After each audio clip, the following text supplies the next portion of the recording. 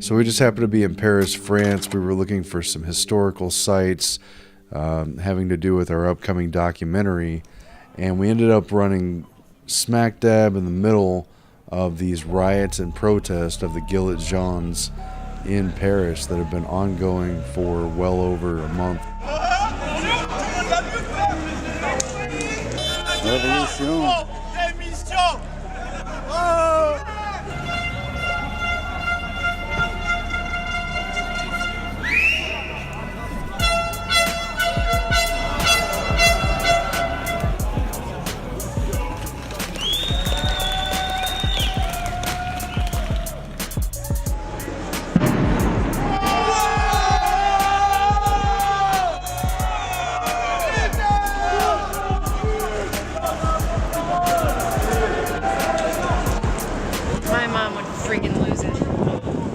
I've never been to Paris before. This was the first time I had ever been there. The first full day of being there. And we heard that the subways were closed and all the major tourist attractions were closed and everybody was warning us away from the city center. So we thought, well, we'll rent some of those little scooters that they have on the street corners that you can just pick up and drop off wherever you want.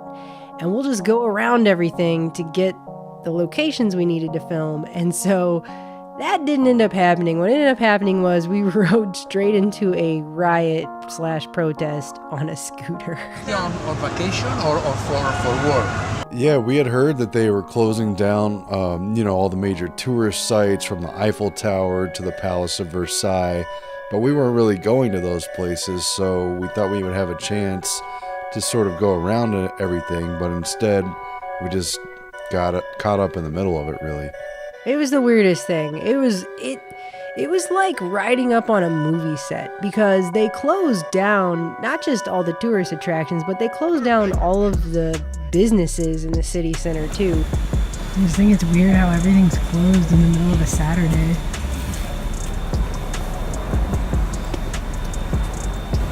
Everything's shut down.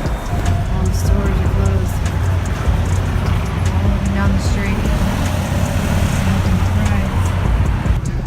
Everybody's turning the lights off. People are in here freaking out. There are people in here that work here. They turned all the lights off. Yeah, it's an interesting way to come see Paris. It's a really weird thing for a Saturday afternoon to arrive in a huge city like Paris and have everything be like a ghost town, and just have hundreds of people in yellow vests hanging out on street corners and marching around. It was totally surreal, and we were just out of place.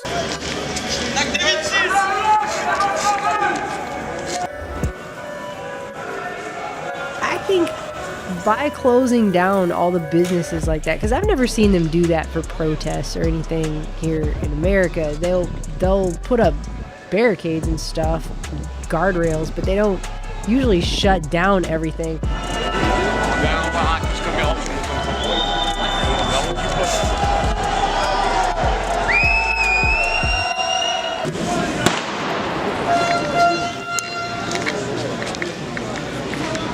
We don't have any kind of face protection, do we? I know that.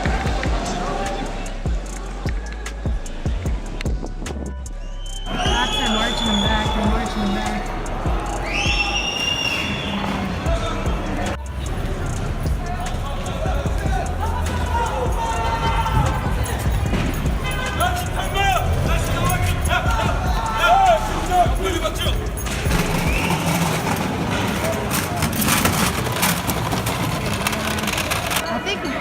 I think we turned down the wrong street, dude.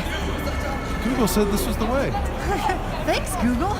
By shutting everything down, Some areas of central Paris look like a ghost town this morning with streets deserted. pretty much everything, all they did was just leave it open for more people protesting, because at that point there's nothing else to do. Everything's closed. So there's nothing, it's a Saturday, most people aren't at work anyway, but the people that would have been, they're not, because everything's closed. It's just really, it's like a backwards way of them promoting this protest, really.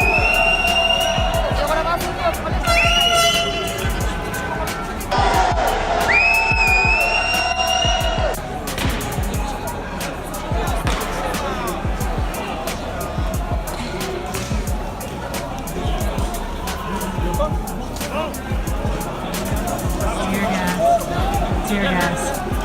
Shit.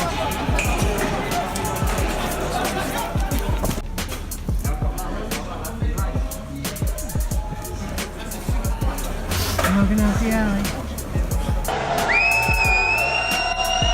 Seemed to be almost the only thing anyone was talking about anyway. But yeah, it was just weirdly, eerily shut down. Everything we heard driving up on this before we got there was all about how this is the next French Revolution. This is the redo of the 1968 protest. This is going to be so bad. It's going to be the worst thing ever. But what we ended up seeing mostly was just a lot of angry people walking around.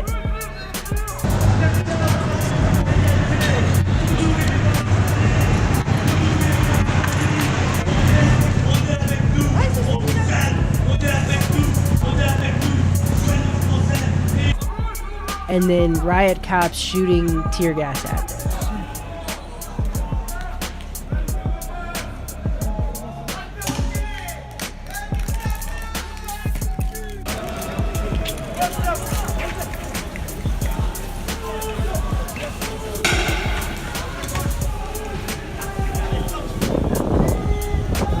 Nobody's even doing anything.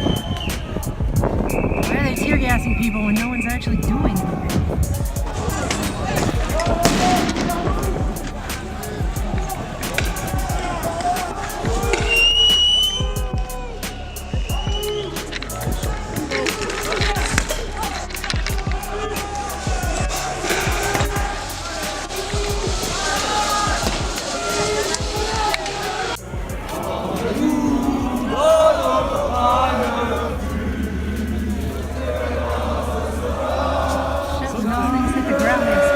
Directions.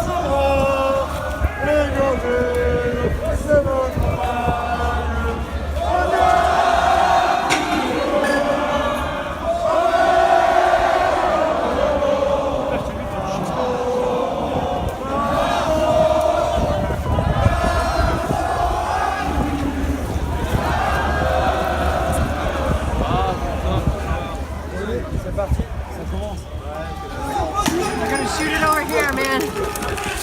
Oh shit!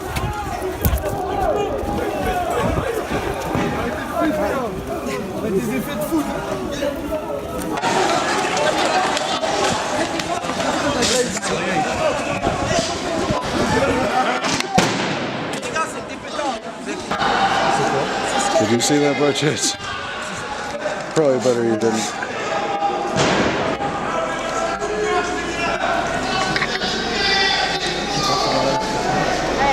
Yeah. What, are they just retaking the street? They don't want people in this street? They're just gonna push everyone back? Let's get back.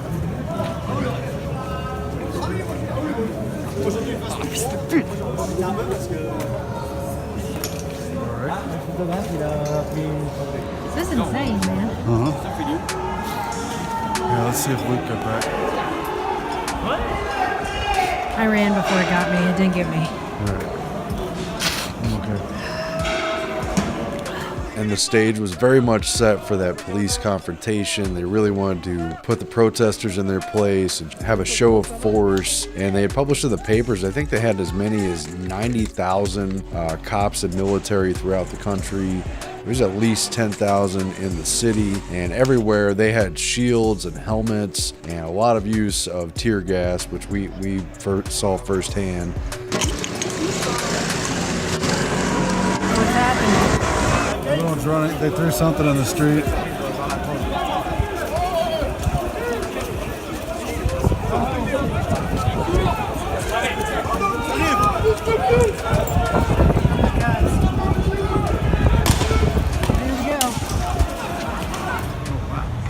What is that? Tank. Tank? And really not a lot of violence from the crowd, although I did see a few provocateurs in the crowd who had masks and they were covering their faces. You know, the vast majority of protesters were just themselves wearing the yellow vest that everyone wears, and they were just there. But a small handful of people were wearing masks, had their face covered.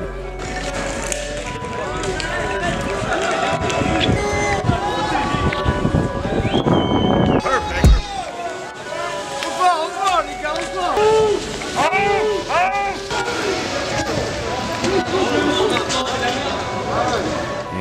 was who you saw interacting with police, kicking windows, throwing down motorcycles.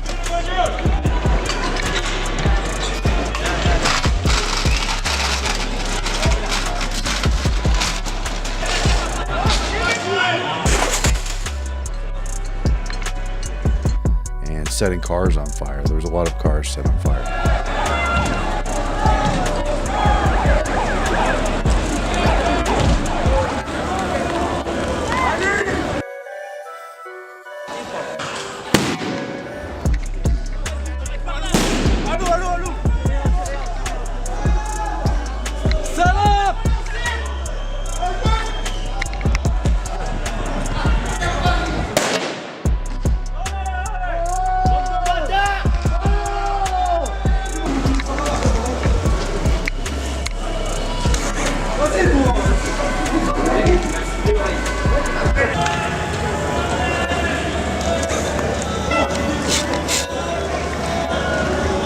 There was a lot of cars set on fire, but it didn't make a lot of sense because there were so many cops everywhere, and there was a helicopter overhead that was monitoring the crowd from above and radioing down. And somehow these cars would get set on fire, and they were allowed to burn for a really, really long time with nobody doing anything about it, which made no sense because as soon as a group of protesters got to a street corner and amassed enough of them, the cops immediately would run down that way and surround that area and start shooting at them, trying to break them up. So it was full-on military-style police force out in the streets, and yet somehow these cars, not only, I mean, were they obviously being set on fire, but they were allowed to burn for just a really long time. I think we should get out of here. I think we should go. Go, come on. Because, yeah, on every corner, the police were always there waiting for the crowd, and I think we should go. they would charge at them and challenge them with the tear gas just for standing there and doing nothing. But they wouldn't do anything to stop the cars being set on fire, which we saw again and again at corner after corner. And it seemed like they would wait for the battery to explode and make an even bigger fire, send that black smoke down the street that we saw so many times. And then eventually the fire truck would show up and put out the fire. Which is ridiculous because they knew exactly where it was and what was going on. Like I said, there was a helicopter overhead, so they could pretty much see everything that was going on from a bird's eye view. Overall, it really seemed like they were promoting this more than trying to shut it down. And I think ultimately what we could figure out about what was it about and why people were there, people are really angry because they're being pushed to their limits. They can't afford the cost of living. They're angry about the fuel tax. I think since the crisis, the economic crisis, people are more poor because every price increase, as energy. Yeah. And it's very difficult for us today because a lot of people can't finish their month. French are paid every month. So we are one wage for 1 month. And at the 20th of the month, some people can't eat. Yeah. So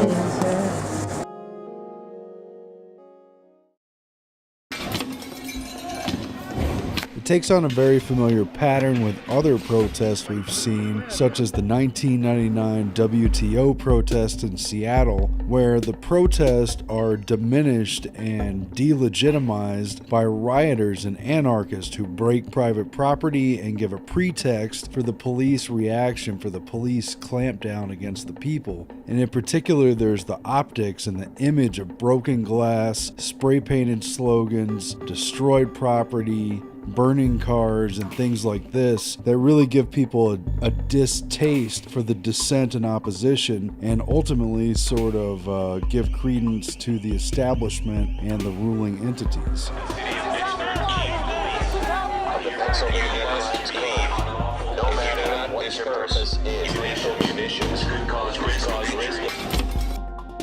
And it really seems like the powers that be have used the images and the optics of the destruction in their favor. I mean, just think about the power it gives them to have a reason to crack down. None of the protesters, the legitimate protesters down here, want any of this kind of action. They can't just say these are nonviolent protesters, there's no reason for the police response. They can cut right to the images of the worst of it and give a direct reason for cracking down and even for using force against people in the streets. More clashes with other protesters telling them to stop because they're giving everyone a bad name.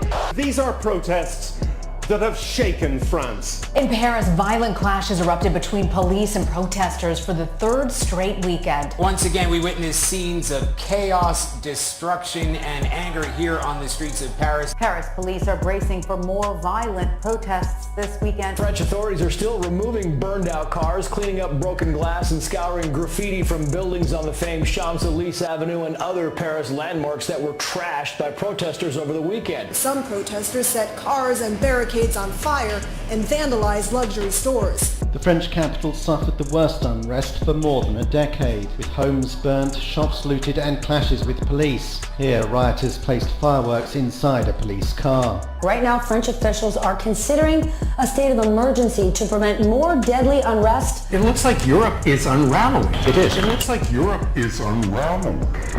Most French people say they support the cause of the protesters, lower taxes and better services, but not the violence. It's the same pattern, the same visuals, the same images that sort of sell it as a riot rather than just a protest of angry people. And it had the exact same pattern. So from our viewpoint, it really seemed like a largely legitimate protest that was being kind of spun and absorbed and taken over by the optics and the visuals that they really wanted to sell in the wider public.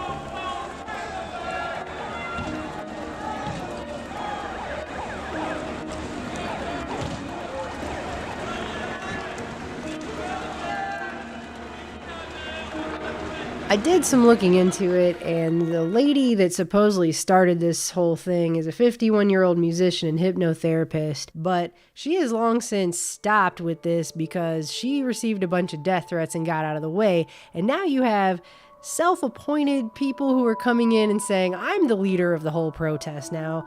Like this Terry Paul Vallette guy, he is on every news station. He's being interviewed everywhere. They mention him all of the time. And I looked into him just a little bit. He's somebody who, before this, he was an actor and he was an artist and a comedian, and he was in films and he was in TV shows. He comes from a prominent family. He apparently worked for UNESCO at some point, or he has done work in affiliation with UNESCO. All of a sudden, last year, he starts a national equality movement, and then he's in every march, he's in every protest. If they're gonna go take pictures of hundreds of protesters, they find him in the crowd and take a picture of him holding up a sign. And so all of a sudden, this guy is now the new leader of the movement, and he's saying, well, it's not even about the tax anymore. It's about everything now. We're gonna make this even bigger. It's gonna be about something else. This was just the spark. We're just getting started. This is really the next civil war. And I'm just saying, he looks about as phony as... It's just, you can tell he's got that signature pattern, just like they always do. It looks like the telltale same old foundation funded and steered kind of thing where they take something over. And they're really pushing the idea and selling it. We heard it in the streets that this is a war. Somebody was handing out flyers with guillotines on it, and they're kind of pushing that idea. But really, the truth is it's in the larger context of what's happening on a European and global scale, because they're really trying to modernize society to the point where everything is digital, everything is on the grid, everything is controlled. And that's what we found in the background of this. I think it's one of the major keys that no one has really picked up on or focused on, is that France is trying to assimilate its economy in the same model as the report that we did on Estonia. France has already said they're going to reach the Estonian level of e-governance by 2022. They're trying to go digital. They're trying to integrate everything into the larger regional and global system that has been slowly being built over the last several decades, half century and century. And they're reaching a crucial point where Macron and the other technocrats are trying to force it through, and ordinary people, working people, are reaching their limit and they're not having it. They're upset about it, and they're going to give those people, a little token a little chance to steam valve, to let out their anger, and then they're going to bring them back in a few months and within a couple years, because they have a relatively short deadline for making this happen in France. And so they're seeing these flashpoints, and they're dealing with that through the left-right paradigm, the Hegelian dialectic. The learned helplessness. And they're getting, a very socialized country to beg for more control ultimately, because they're so vulnerable financially and economically. Well, here's what you have. You have this Macron guy. Is it Macron or Macron? I've been going with Macron. I don't know. I'm not an expert. Macron. I've heard it pronounced many ways. Macaroni. It's like macaroni. Don't. That's not. Look.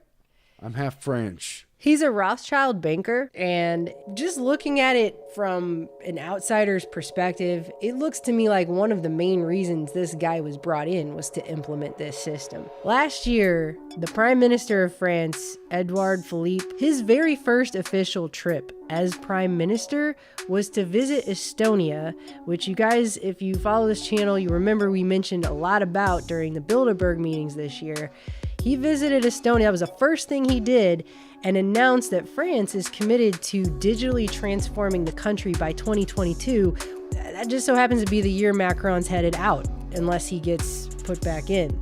So within 5 years, starting 2017, they said, we're going to put in this Estonia-like digital centralization of everyone's data, everyone's information. And what it is they give each citizen this digital identity card. It's a national ID smart card with an electronic chip in it that centralizes everybody's data into one centralized place. And it's used for all kinds of things, from electronic voting and healthcare to logging into the person's bank accounts and things like that. So they can put it all in one place and verify every citizen, both digitally and in the real world. And this is really where they're trying to move the entire world.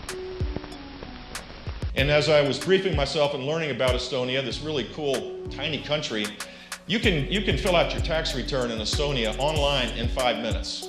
That should be a worthy aspiration for a great nation. The government should be in the cloud. And this situation right here is going to help probably be a catalyst for pushing that towards that eventuality, because they can say, well, see how everybody was in this particular situation. We really need to get this system implemented right away. And at that point, it'll be a lot easier to tax or do anything you want to do, because everyone's information is going to be all centralized in one place.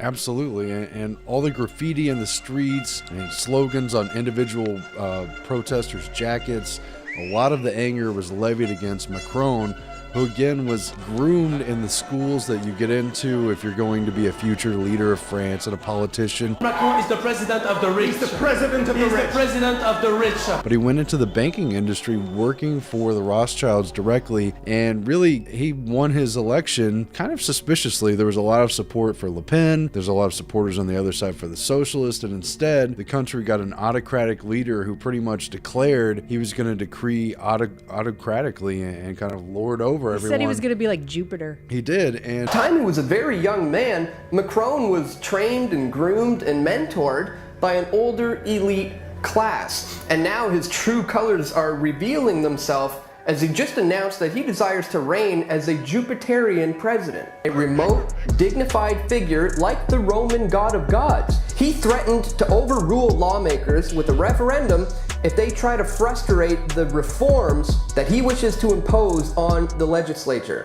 He really pissed a lot of people off, and they're all, directing their anger at him. And what they're going to get out of it is probably a sort of manufactured consent of, well, he's been reined in, and, you have a victory now. You're going to get what you want. Get on the system, and we're going to help take care of you. I mean, that's really where it's headed in the long run. They're bringing in, didn't you say they're bringing in a universal basic income type of thing in France next year? Well, they're doing tests in certain regions. I think the southwest region of France, they're doing a test, and they're talking about bringing in nationally a universal basic income where everyone gets a certain minimum amount. Well, that's one way of dealing with people who can't meet their bills. Exactly, but in order to bring that system in, they're going to do it with this digital chip card. They're not going to do it any other way. It'll come hand in hand with that. It's all going to come together as one system. Right before these protests broke out, President Macron launched the first ever Paris Peace Forum on the centennial of the end of World War I. In the Paris Peace Forum, where a number of world leaders will be gathering. Now, the French president the German Chancellor as well as the Secretary General of the United Nations are going to be speaking there. Which was co-partnered with the Rockefeller Foundation as an effort to, quote, preserve a peaceful world order. This was attended by all kinds of world leaders and people high up in governance. One of the questions they want to raise is where has humanity gone wrong? On the Rockefeller Foundation website, it specifically notes that as a partner to the forum, the Rockefeller Foundation will keep its eyes peeled for ideas that promote good governance through advances in science and technology. And then goes on to point out that wading into the digital state is specifically one of the Rockefeller Foundation's focus areas with this. And it mentions Estonia specifically as a prime example of this because all government services have been digitized in Estonia. It also goes on to mention the biometric digital ID system in India as another prime example. That very first peace forum, Macron just launched that, co-partnered by the Rockefeller Foundation, specifically focused on the digitizing of the state right before all of these protests kicked off. What are the odds? And this is happening at a key time where Europe as a whole, where the EU is trying to restructure digitally, and they've already done this almost in completion in Estonia, but that's a little tiny country that frankly not that many people have even heard of, no one pays attention to. But France is a major country, one of the biggest key countries of Europe, and if they get it there, it'll just be a matter of toppling the dominoes elsewhere. And so at an EU level, they're really looking to deal with immigration and customs digitally and using biometrics, and then within nation states, dealing with taxes and banking and transactions and parking tickets, all digitally on the same centralized card where they can track and trace people at an individualized level. And so there's a major effort underway to overhaul the EU and digitalize all the major interactions thereof. And that's what's going on in the larger picture. And I've said this in the past, but it didn't mean what it means now, because I couldn't understand it even at the time when I said it the way that I can totally get it now. This is the New World Order, one world system. This right here. And what I used to say was, the problem with a one world government and a global governance is if you don't like it, where are you going to go? Most people aren't going to get in their spaceship and go to Mars with Elon Musk, okay? So this is it, though. They're not going to have to make the whole world one actual global world. They're just going to have to do it digitally. It'll be like the world is the EU. If we're all digital and we're all in this system and the system is integrated worldwide, there's your global governance. There's your one world system. There's your one world government. They've already got the UN in place with its over 300 agencies. So it's all waiting in the wings. The infrastructure's already been built. They're now just trying to implement it all. And that's part of what's going on right now. And France is key to that. And the same prime minister who took his first trip as being prime minister to go to Estonia and announce that France was getting on this system is the same prime minister who showed up to these protests and said he was going to meet with the protesters and try to talk about their demands and everything. The whole thing is being handled. That's the thing. No one wants to hear stuff like that. And they've taken these taxes away for 6 months, but you know this is coming back. And what sucks is there are real people in these protests who have real problems. We talked to one guy who said, you know, the problem is we only get paid in France once a month and people are not making it to the next month. They're not able to eat, you know? There's a whole bunch of bread in the street. And they just keep levying new taxes. Like this fuel tax is an environmental tax because they want to bring in renewable energy, but they want to do it on the backs of charging all the people for it. Which is exactly what they've been doing in Estonia. And really the Estonian model is what the EU and the European Commission has been pushing at a continent-wide level over the past several years. And it's been going on right in the background of these protests. And while this is getting the headlines, that's what's being implemented.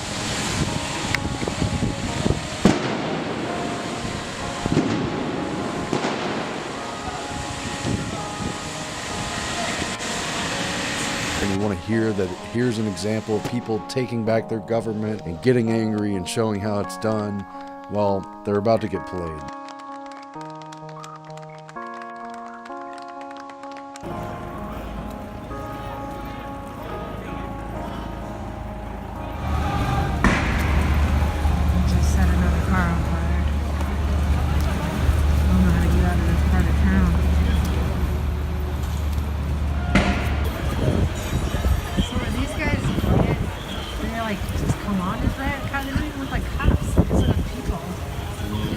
So that's what's really going on. Sorry if that's not what you want to hear. Yeah, I'm sorry. They're egging these people on purpose.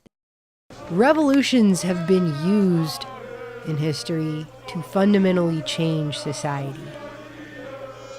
I'm not talking about organic movements that sprang up out of nowhere and it's true and it's real. I'm talking about following an order out of chaos model to bring about a fundamental transformation of society. It's what happened during the original French Revolution, and it's what they're trying to do in France and in Europe and the world today.